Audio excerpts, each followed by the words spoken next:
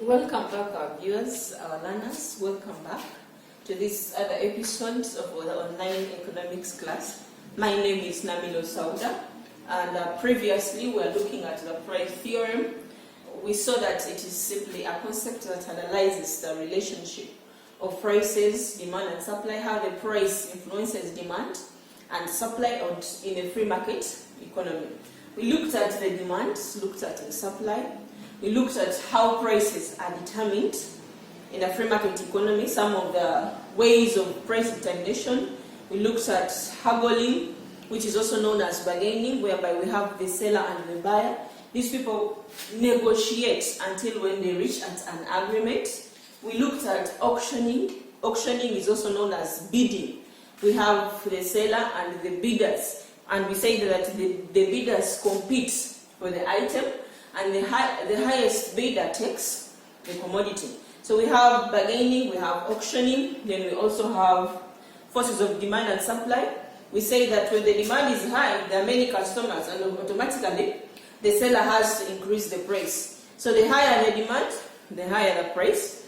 And when the supply is low, of course, there are few goods on the market, meaning that those few goods that are on the market will be sold at a higher price compared to when the supply is high. When it is high, we have excess goods that are on the market, and when the goods are very many, automatically the prices have to be lower. So also the forces of demand and supply determine prices. We have seen price leadership, we have seen resale price maintenance, we have seen cartel arrangements, we have seen various ways of price determination.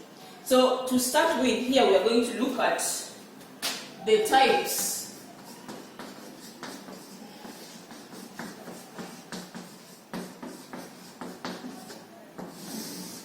we are looking at the types of prices. Previously we saw the definition of price. We say price is the value of a commodity. The value of a commodity in terms of money. You remember very well we cited various examples, but we simply looked at the worth or the value of a commodity in terms of money as price. So we have types of prices, and my first type of price is called the market price. The market price is simply the prevailing or the ruling price in the market. This price is set by the buyers and sellers. We simply say it is the ruling or the prevailing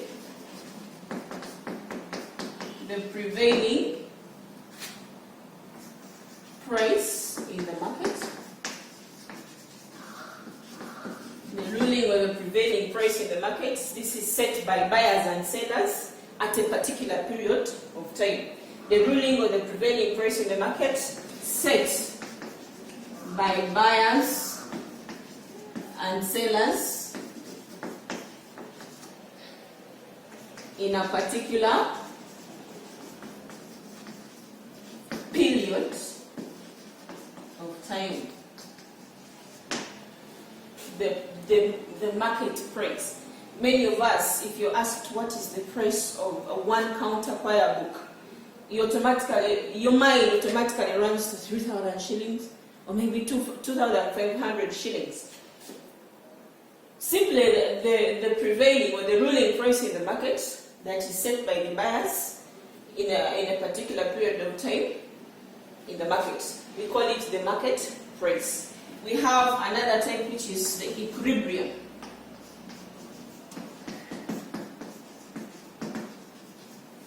The equilibrium price is the price set when the forces of demand and supply are equal. It is the price set when demand is equal to supply. Of course, in a free market economy, when the demand curve intersects with the supply curve, the point of intersection, we get the equilibrium price. For example, if I have my curve, I have this side I have the quantity, and here I have the price. I have the demand curve and the supply curve. Because the demand curve does not touch on the zero line. This is 0, and I have, this is the equilibrium price, and this is the equilibrium quantity. My PE is the equilibrium price, and then QE, the equilibrium quantity. So the equilibrium price is obtained when the forces of demand are equal to supply. At the point of intersection, when the demand is equal to the supply, this we get is the equilibrium price. My other type of price is called the normal price.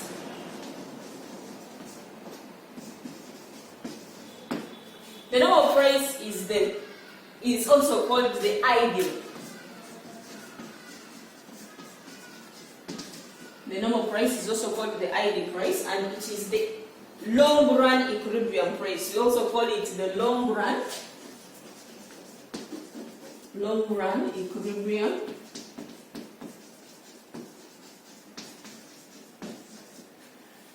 it is obtained or attained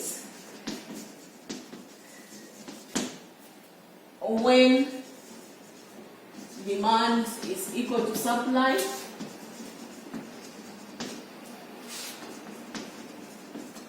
in the long run.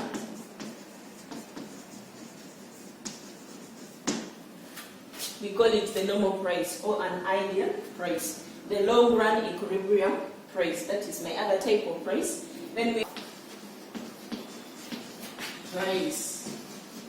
And the reserve price is simply the minimum amount of money a seller is willing to accept for the exchange of his commodity. For example, I am selling sugar. I can set my reserve price or my last result price as, let's say, 3,000. Meaning that if you come with the amount that is below 3,000, I will not sell you my sugar. But then I can sell this sugar from 3,000 and above. I can, let's say, start from 4,000. If you're good at bargaining, then we reduce. But in my mind, I am aware that I will not go below 3,000 shillings. Meaning that my 3,000 is the reserve price. So the reserve price is simply the minimum amount. The minimum amount of money the seller is willing to accept. The seller is willing to accept in exchange of his commodity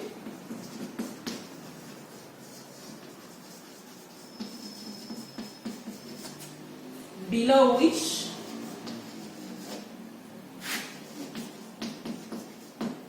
he or she retains the commodity. We are simply looking at the minimum amount of money that the seller is willing. If you give me 3,000, I will agree and take the money, then give you my commodity. But below that money, I will retain my commodity.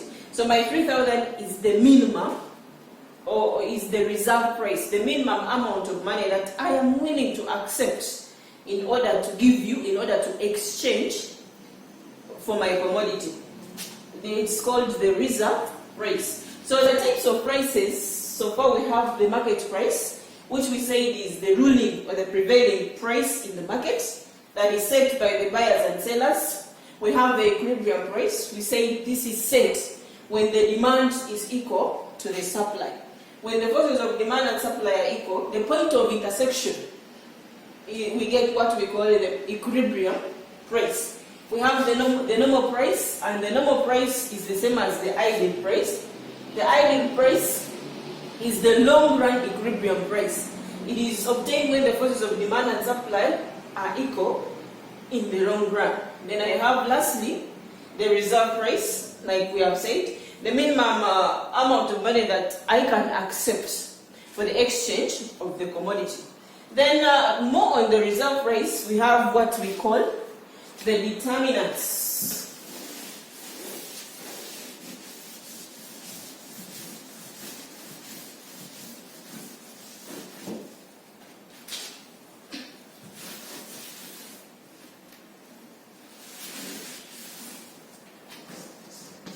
Determinants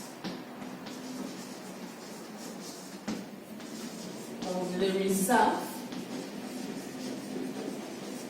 price.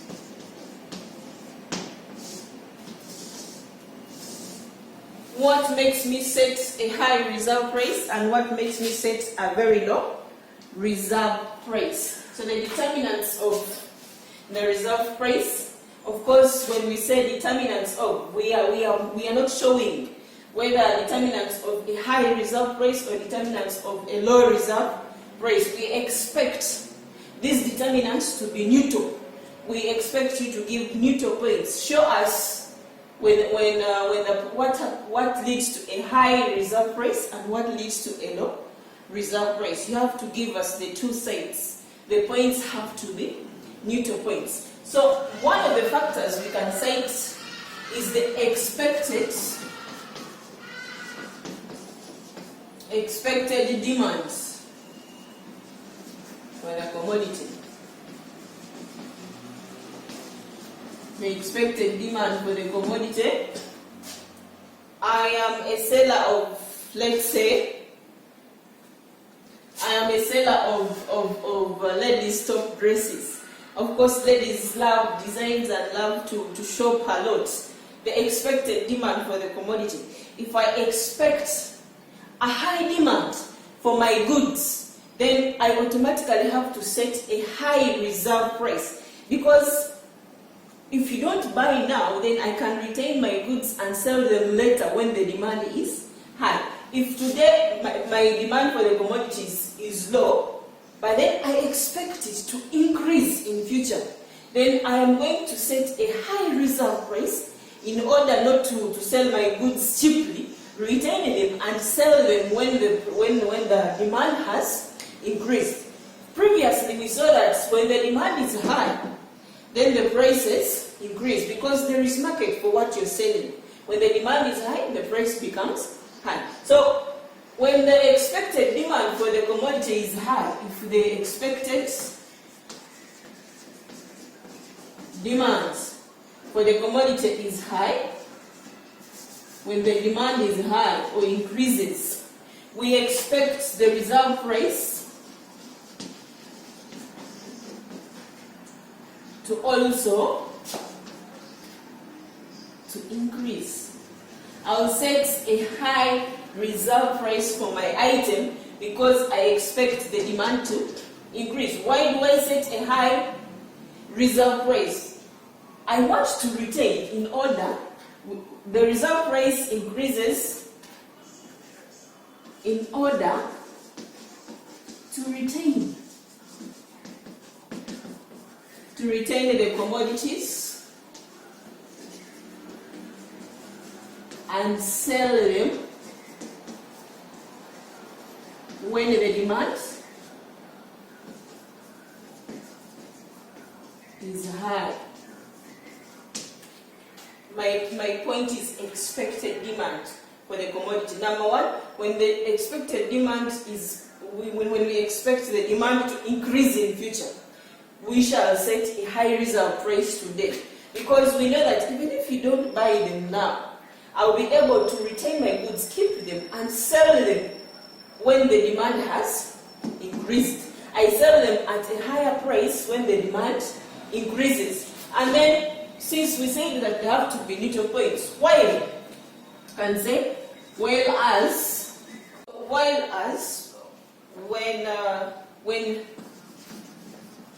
demand is expected Whereas when demand is expected to decrease, when demand is expected to decrease or reduce in the near future, is expected to reduce or decrease in the near future, of course, a low or a minimum reserve price will be set.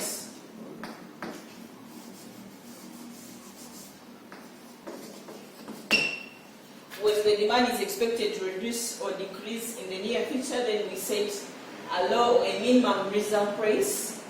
Now, of course, we set it now so that we sell off our goods not to be affected by lower prices in future. So when we are explaining such points, number one, some of our candidates just show they just say expected increase in demand in future leads to a high reserve price, while expected decrease in demand in the future leads to a low reserve price. You have not showed us why it leads to a low reserve price. We want to see the factor.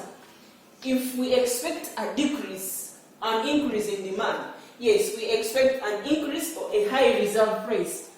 Why do we set a high reserve price? In order to retain our commodities and be able to sell them off when the demand is high. We shall be able to sell them off when the price is high. We want to see that factor. Whereas when the expected demand is low in the near future, we are saying that this will lead to a low reserve price. You don't only stop here. Show us why do we put a low reserve price? Why? Because we want to sell off. In order to sell off our commodities,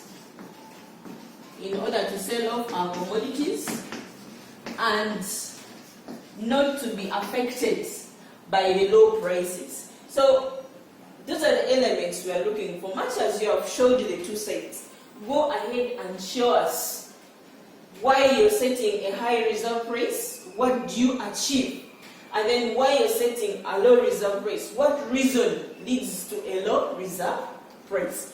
So my first determinant is simply the expected demand for the commodity. Then we can talk of nature of a commodity. Nature of the commodity. In the nature, we have commodities that are durable. Durable means long-lasting. And then we have commodities that are perishable. When you know that your commodity is durable, for example, we have now for durable commodities. What happens to our reserve price? Will it be high or will it be low? When the commodities are durable, it means that these last long. They last long and can be stored.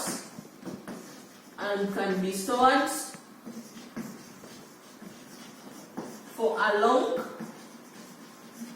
period of time. They last long and can be stored for a long period of time, meaning that the reserve price for these items will be high. Because there is no rush or there's no need of selling off very fast such items. They are durable, they last long and can be stored for a long period of time, meaning that even if you don't sell them off now, they will be there even in future. They can be sold at a higher price in future. That is one of the factors. But then what happens if the nature is for perishable goods?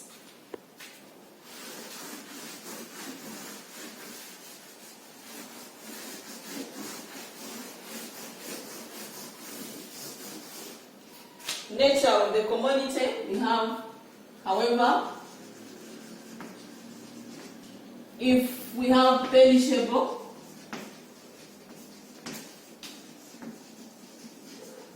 remember for the perishable items, easily go bad. And of course, if they easily go bad, it means that they'll be wasted. Storage will not even be easy, meaning that you have to put these will have a low reserve price. I'm going to use RP for the reserve price in order to shorten.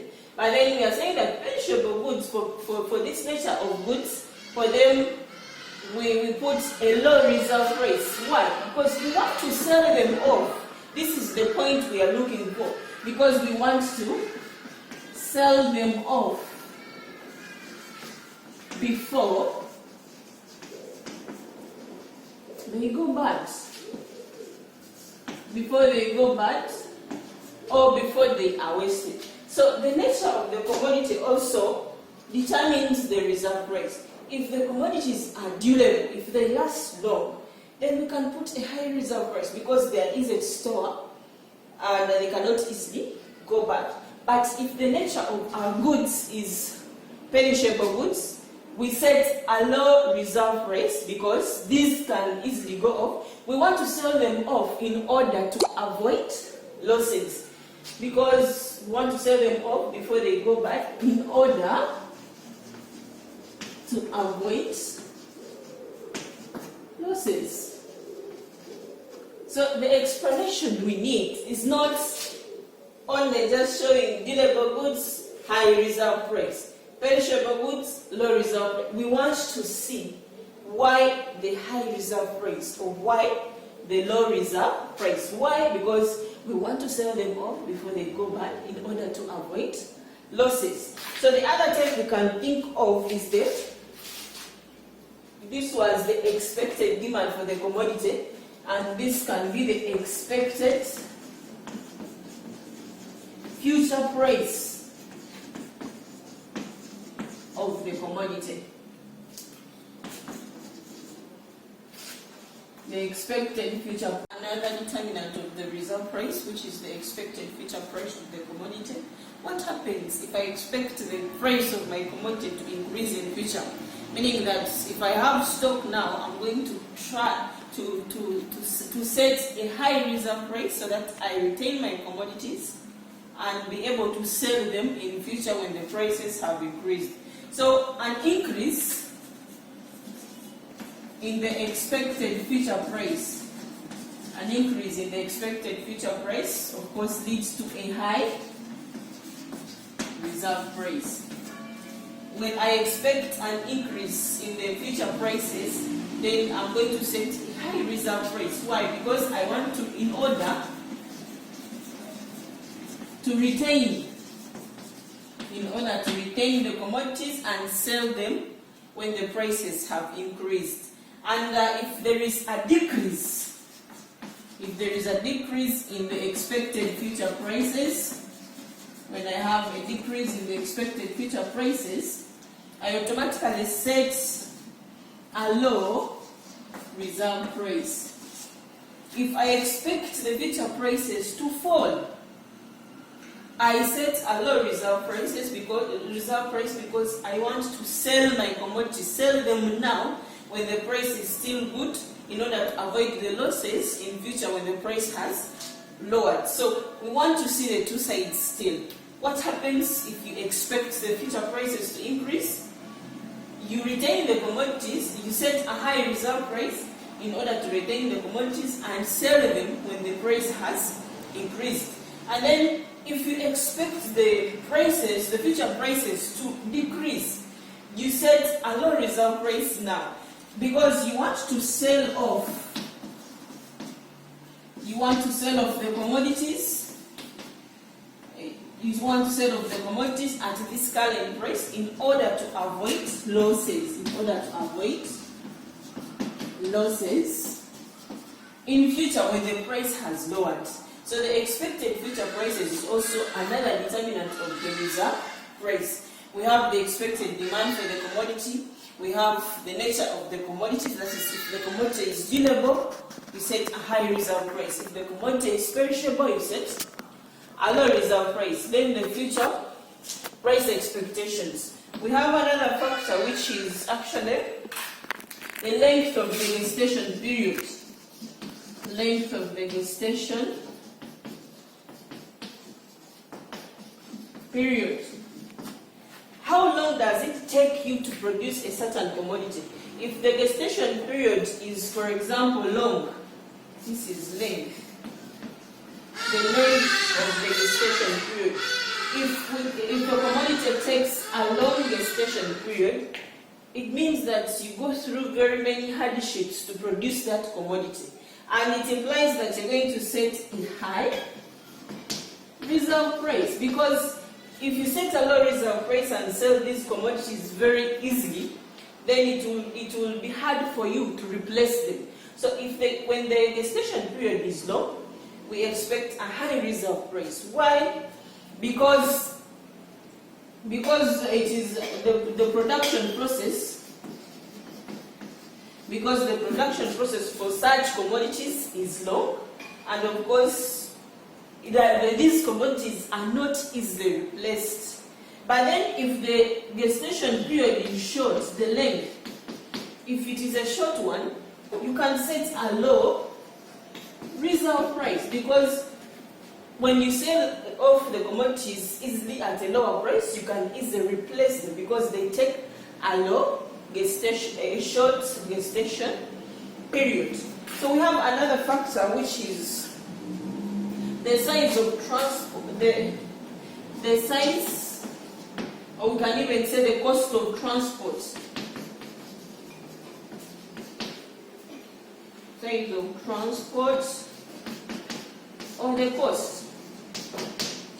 If you have a very large stock that is expensive to transport, then you set a low reserve price because you want to sell off these commodities to avoid the difficulties in transporting.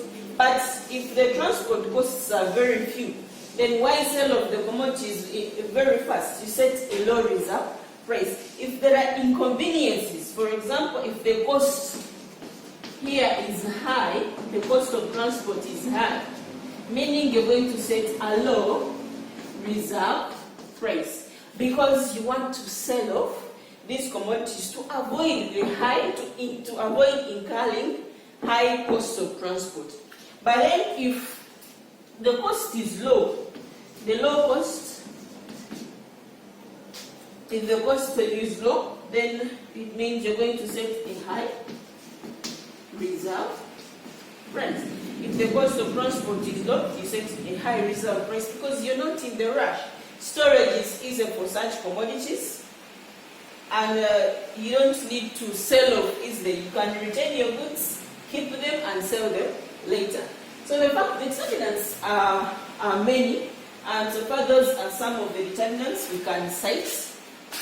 There are more, like the level of liquidity prevalence. We have more determinants,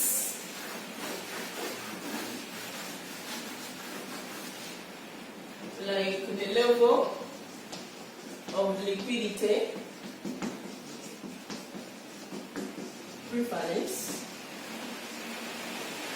We have like the cost of production,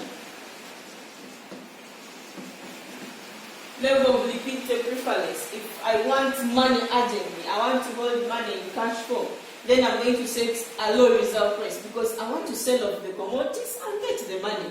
But if my level of liquidity prevalence is low, I don't need money urgently, then I will set a high reserve price in order to retain my goods and sell them at a convenient time. Then the cost of production. If the cost of production is high, automatically I set, if the cost of production is high, I set a high reserve price because I put in a lot of money and so I expect to get also a high amount of money.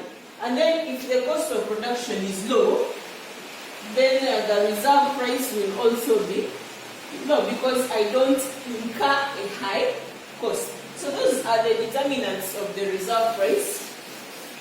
We can have some of the sample questions under price theory for our own review. We can say some of the sample questions.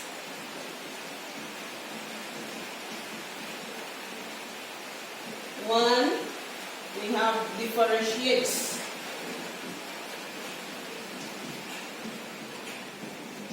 between normal price and reserve price.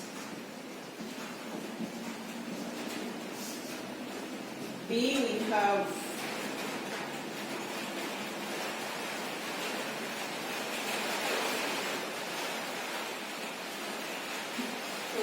mentioned the factors. Mention the factors that influence pricing.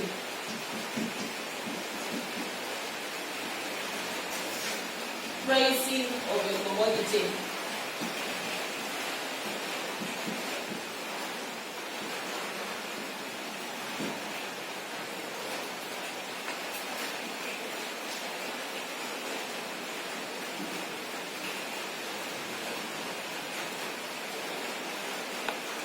Then what are the factors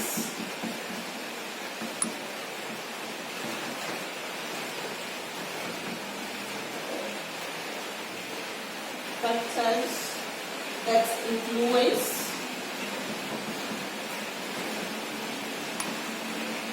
the reserve price?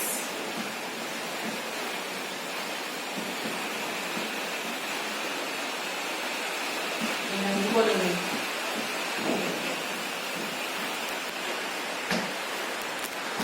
So those are some of the sample questions. Differentiate the kingdom of price. We have seen the different types of prices, and of course reserve price and the determinants of the reserve price. So try the questions. Hope to see you next time. Stay safe. May God protect you. Thanks for watching. You can hit our like, comment, inbox, and for more questions you can also inquire. Inquiries are also acceptable. We shall respond to you. Thank you very much. I remain Namilo Sauda.